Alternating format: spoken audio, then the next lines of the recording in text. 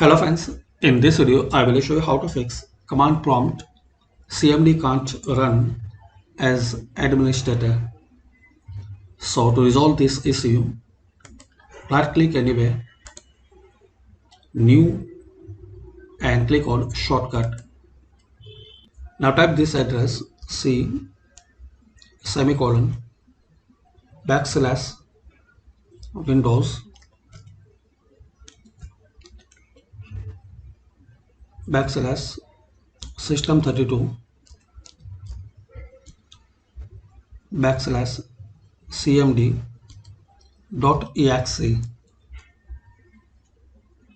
Click on next.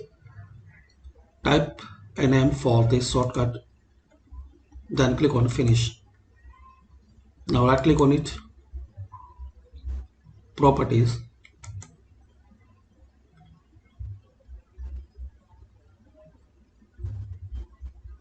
advanced, run this box, run as administrator. This option allows you to run these shortcuts as an administrator while protecting your computer from unauthorized activity. Then click on OK.